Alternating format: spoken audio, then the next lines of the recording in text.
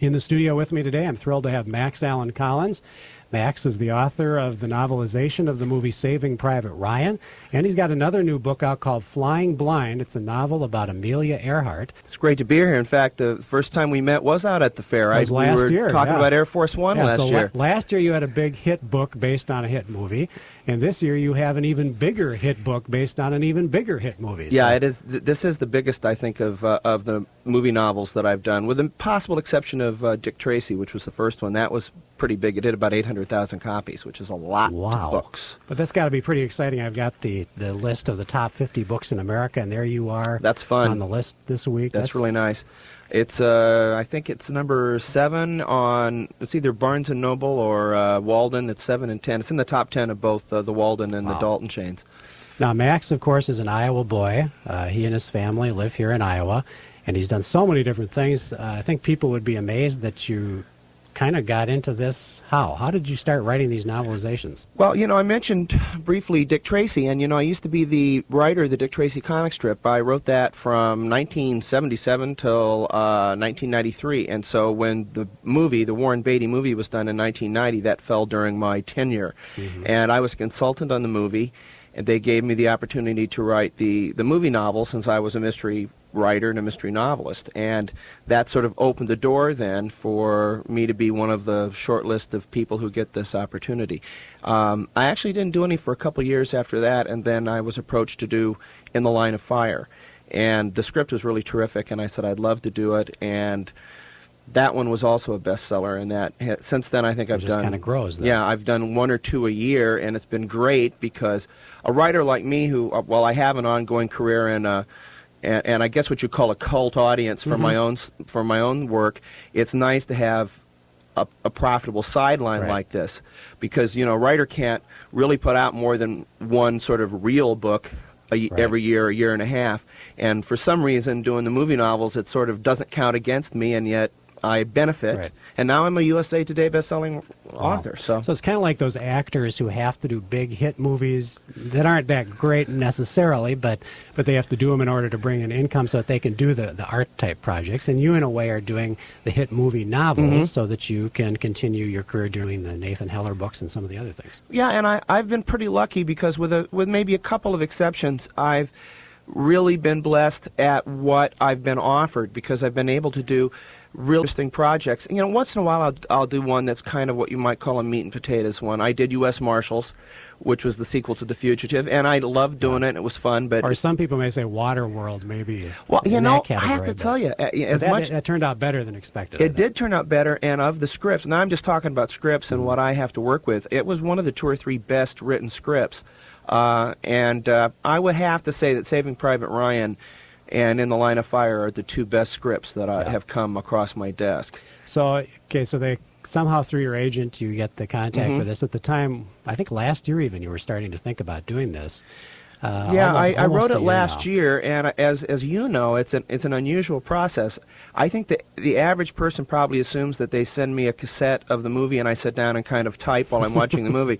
But in fact, the timing is such that the book has to come out a little bit ahead of the movie, and basically while Steven Spielberg is off with his armies and armies of people creating a movie out of the script, I'm all by myself in an office in Iowa creating a novel out of the script, and they're 2 different processes. And I think that's what lends itself to this being actually sometimes a worthwhile process, because I do imagine a different I hate to use let's not say work of art, but a different narrative. It's a different experience. Novels and movies aren't the same thing. So obviously. You follow the script, even though the final movie that we may see doesn't exactly follow that script, because they do editing, they edit out scenes. So some of what was in the original script that you've got in the book didn't end up on the screen. Yes, and I think if a movie novel is done well, and that doesn't happen all the time, but my approach is I always figure I should write what seems to be the novel that the movie was based on, rather than just kind of march through the script transforming all the present tense into past tense. I really try to give backstory. I add things. They allow you to embellish, because after all, I may get even with Private Ryan, I think the script was 140 pages, and my manuscript was approaching 400 pages. Right. So obviously there's stuff in there that isn't in the script. And as you said, they edit a lot out. So I think one of the positive things about this is that people can come to the novel and find out, find scenes, sequences that may have been filmed but did not make it into the final cut and have a richer experience, to see it from a different end of the telescope, maybe. Now, I know you have to do a lot of research for a book like this. I know that your wife Barbara helps a lot, and you mentioned her in the credits here that she has to do a lot of the research. She's also a writer, a too. Writer, right? She's a writer, so too. So what's the research process like for a book like this where you literally sat in Iowa and typed it up? You didn't go to the set? You didn't go see the scenes where they were being shot? Well, it varies from time to time. You mentioned Waterworld. They actually sent me maybe 20 minutes of footage from the movie, rough cut footage. That's very much an exception. Private Ryan, I received faxes. Actually, I think one of them came from overseas, and I got information, mostly cast lists, so I could see who's playing what. And I'm enough of a movie buff that I can kind of figure things out. And then also they did give me, I'm going to say, 15 or 20 stills from the set, so I could see what the look of the movie was, so I could kind of approximate something of the visuals. That's about all I got. Then the rest of it was strictly hard research. I spent about a month, and this is unusual because a lot of times movie novels are written very quickly. I've written them in under a month, the whole book. But in this one, this was kind of a special project, and I spent a month just reading about D-Day. And you'll see in the front of the book there's almost a bibliography of of where I went to find out this material. One of the books that was very helpful to me was Audie Murphy's To Hell and Back, because it's it's told through the eyes of a day-to-day combat soldier what that life was like. And I think what Spielberg has accomplished with Private Ryan is maybe more than any movie to date, he's kind of taken the lid off what that combat experience was like. And it wasn't like even some of the toughest movies we've seen in the past didn't really depict, frankly, the horror of what that generation of men who happened to land on those kind of beaches had to endure. So you've seen the final movie now? Yes, I like it very much. After the fact. So what is that like to have written the book and then see the movie after the fact? I have a entirely unjustified proprietary attitude, because I have created a book, and so I go in there and I feel like I'm viewing a movie based on a book that I wrote, even though that's not quite the process. And my son who's 15 years old, just can't stand to hear my comments during the movie, because my wife talking with my You're talking wife during the movie. Well, I'm not someone who talks during movies, but I'll whisper to my wife and say, well, the scene was such and such is gone, or and there's a major thing in Private Ryan which threw me for a loop. In the last act of the story, a character who in the script and in my novel is very positive and is essentially the conscience of the story and the conscience of the movie turns cowardly in the movie. And I'm still trying to deal with that. Right. That's something that apparently on set they decided to do.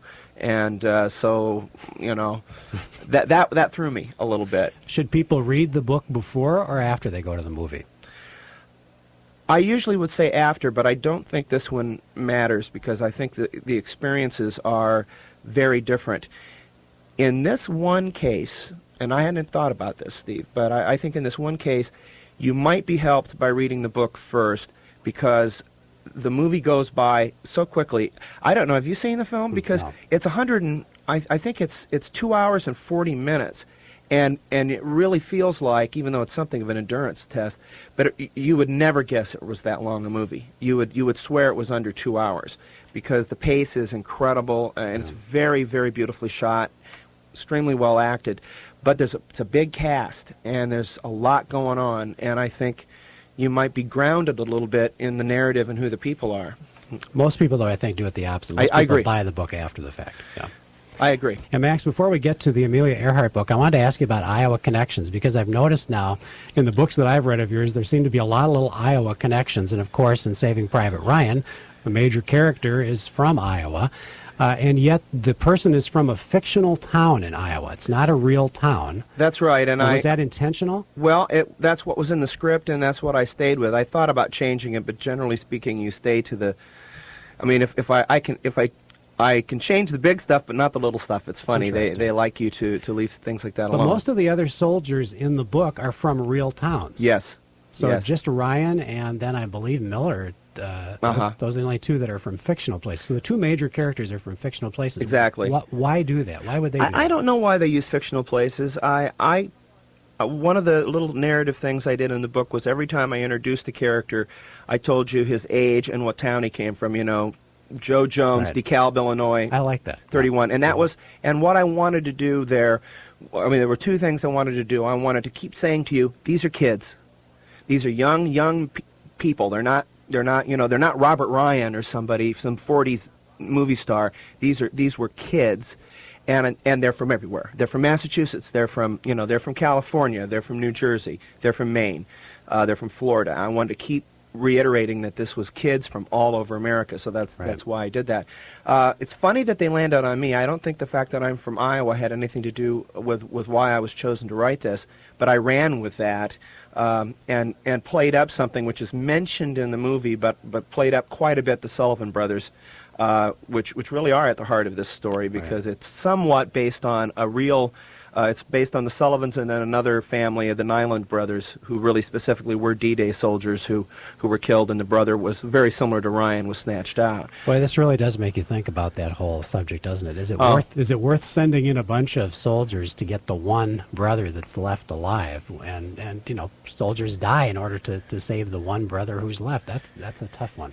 It's about PR, and I had to, and I wanted to deal with that because there's a certain element, even in the movie and in the script, that if there's anything a little dishonest, there's a little patriotic moment about we're going to go in and get that kid for the mom. But in fact, everybody. But then the movie and the novel deals with, everybody's got a mom, and Ryan himself, when he's found, says, I don't want anything to do with this. Tell my mom I'm here doing what my brothers did. So it's an interesting commentary on the PR side of war. I also dedicated the book to my father and my uncle.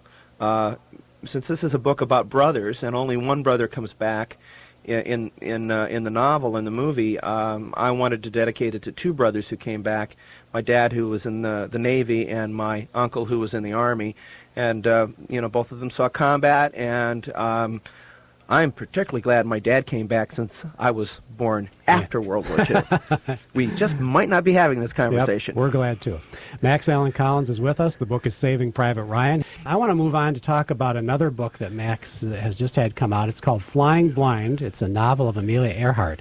And this is one of his series of books that features a character named Nathan Heller. And I hadn't read a Nathan Heller novel before, so I didn't know what to expect. Let's start out by saying it's historical fiction. It's a mixture of fiction and real people. And to say I was shocked would probably be an understatement.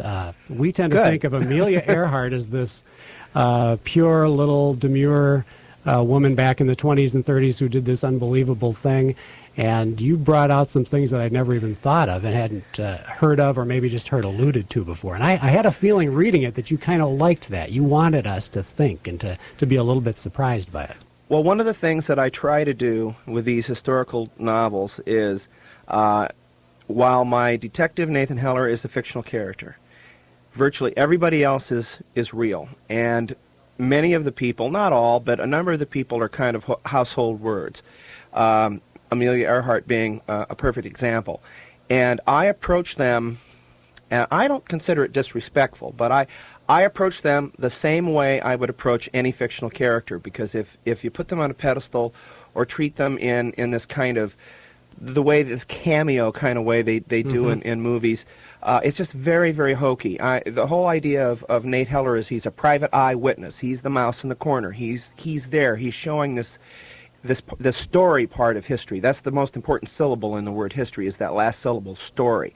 And I want you to be there and know them as real people. So I read a lot about them and read everything I can and think about them the way I would think about a historical character. And probably the most shocking thing about this book is my contention, revelation, whatever, that Amelia Earhart may have been bisexual. Right. And that was not an axe I had to grind. It was not an idea I had at the beginning. It was the result of reading all the material, looking at the evidence, putting this together, and trying to say what's going on here in this strange marriage that she was involved in with all her women friends, and I just kind of made the leap that you can make in the world of fiction. Well, and you also make her husband look kind of bad. And I think you concluded from your research that he was kind of a fraud in a way. But my question, I guess, would be, these are real people. Amelia Earhart and her husband are real people. And I'm wondering how that impacts their family. I mean, obviously, they must still have relatives somewhere that are concerned about the reputation of their family. I used to, in the early Hellers, I used to get pretty worried because I was dealing primarily with gangsters, and I always thought, I was going to have some, I was going to go to the door. There's going to be this 85-year-old guy there, pull a shotgun out of a shopping bag, and we literally had some experiences of trying to find out, whether Frank Nitty's third wife was still alive, and these kinds of things. And those concerns were more for safety than anything else. All I can say is, I do think about this kind of stuff. I mean, I don't want to hurt anybody's family, but everything I do comes out of very solid research. I don't make up bad things about people.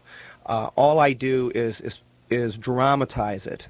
Novelize it, if you will, not unlike novelizing a movie script. I take history and novelize it. And many of the things, even that he says, this is G.P. Putnam, her husband, are things he did say. Now, I may put it at a conversation that takes place 3 years after he said it. He may have said it to somebody else, but they're many times his very words.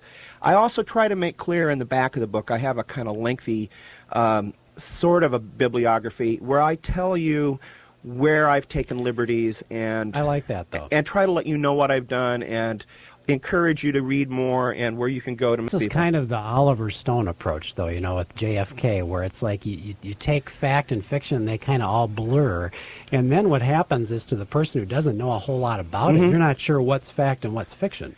Well, I think the difference between me and Oliver Stone, besides him being extremely wealthy, is that he presents it as history. Yeah. I present it as historical fiction, and at the very beginning of the book, I have a disclaimer where I say, we're going to take a fun ride here. Everything is this, and what I'm not saying Stone says this is what happened. I say, this might be what happened. This just might be what happened. It's a little mind game. It's a little intellectual it's fun. play. And then if you get involved in it, and if you get involved in Amelia Earhart, then you can go to this thing that I write at the end, which is fairly lengthy, and I point you to all kinds of books. Right. And you can go read, and I hear from a lot of readers who say, you got me interested in the Lindbergh kidnapping, or you got me interested in Huey Long.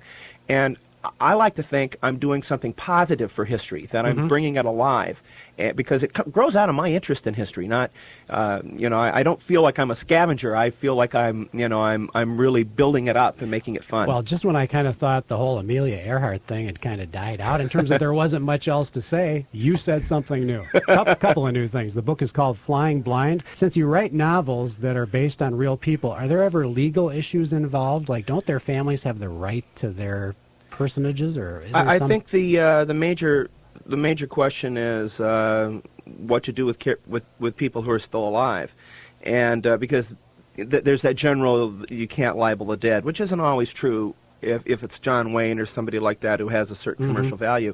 The historical underpinnings here are so strong. The first book was called True Detective. That became the mandate, because I always felt, when I would see a historical movie, for example, like a Saving Private Ryan or whatever, particularly if it was something based on maybe Bonnie and Clyde, let's say, I would go read about what really happened. And I would always wonder why they changed so much when history itself was so fascinating. So I made it the mandate of these books to go the other direction, that I would always err on. In fact, I'm always fighting with my agent and even sometimes my researcher, because they're saying, you could make it a better story if you would do this or that. And I said, but that's not what happened.